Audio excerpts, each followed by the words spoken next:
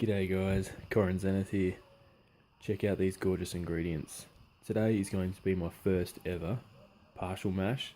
Alright, I'm going to be using a kilo of Pilsner grain, a kilo of just a traditional malted grain. But it's not just my first mash. There's a reason why it's my first partial mash, I should say. And the reason is this beer is totally dedicated to the man himself, JayMCMLXX, and he is a master brewer, he is a master machinist, and he deserves, hopefully, a master beer brewed in honour of him because of all the amazing work that he's done in the community. Basically, any beer that's been created collaboratively by the brew crew or anything like that, he's always one of the first to brew it himself, and then he also kindly donates, I suppose, those brews to Craig, who then in turn reviews them, which basically promotes the brew crew and promotes all of you guys. So I think that deserves not just a round of applause, but it deserves a beer to be brewed in honour of him. So this is the Machinist.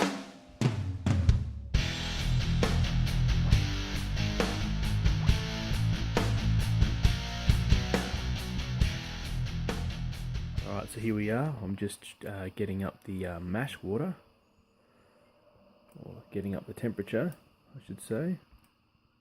Still got a while to go. It's 41, and I guess we'll be looking for around 75. First time doing it, guys. I'm hoping the conversion goes well. Now it's time to crack my grains.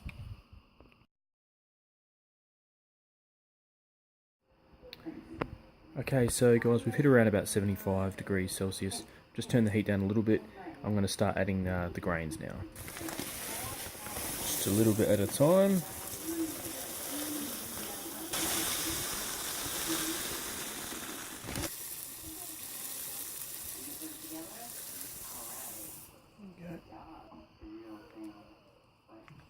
Alright. It's looking good. Check the temp.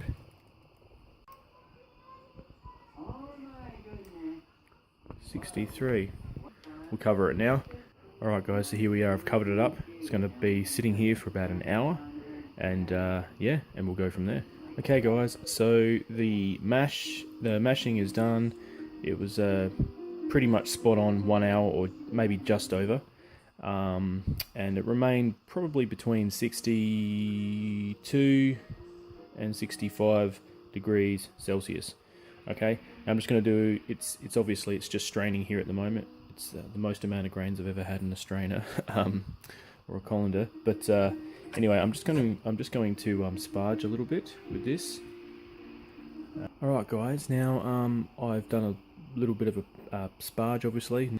Now what I've done is I've added 300 or just over 300 grams of the Amber malt extract, the liquid malt extract that I had, because I needed to bring the gravity up slightly, so then I can, you know, get the most out of the hops during the boil process. Okay, so this is probably roughly around 1.040, something around those lines.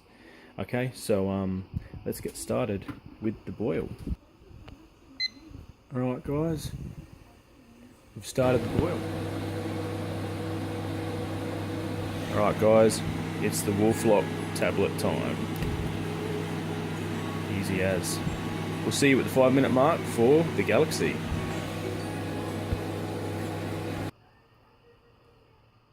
Alright guys, so 15 grams of Galaxy at 5 minutes.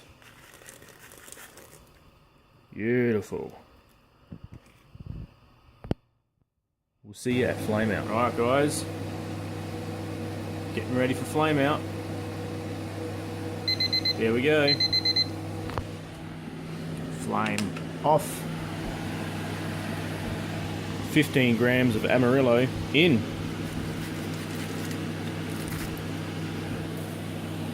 Give that a bit of a mix. I'm just going to let that sit for about a minute, guys, and then I'm going to put in the rest of the Amber malt, liquid malt extract.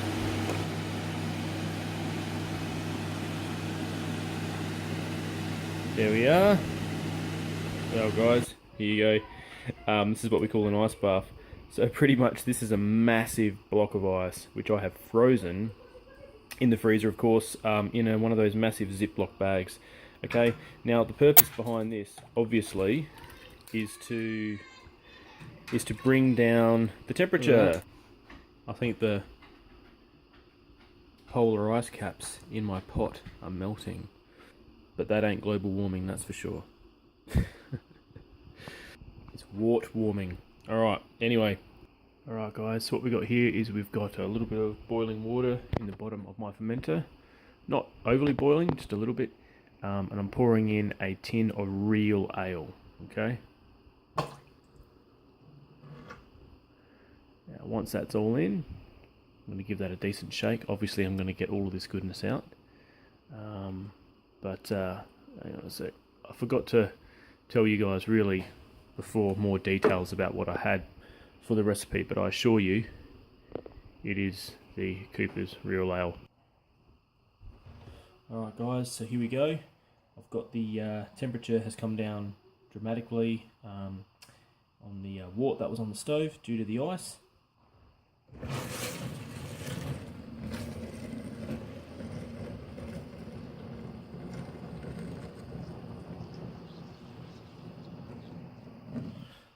Now I throw hops and all into my fermenters.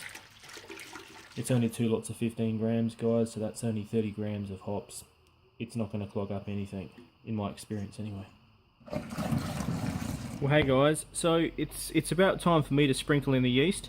Just wanted to clarify that it actually reached about 22.5.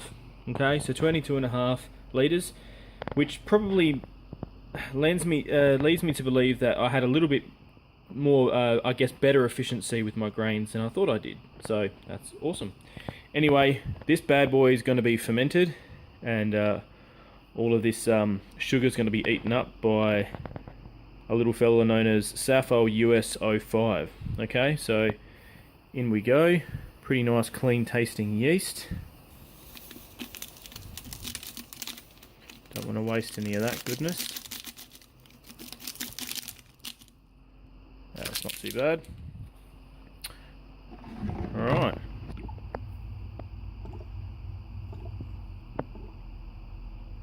Hey guys, so we have day 6 here now, and we're going to put in 10 grams of Amarillo and 10 grams of Galaxy pellet hops. Alright. Alright. Now, the airlock activity has completely ceased, but don't ever let that fool you. As some of you homebrewers out there may already be aware, an inactive airlock really means jack, because there's still stuff going down there at a macro level. Well, here we go, boys and girls. Just kegged approximately 18.5 litres of the amazing Machinist, and 1, 2, 3, 4, 5 bottles. One of those, God willing, will be heading off to the Machinist himself, JayMCMLXX. Come for the brew, stay for the crew.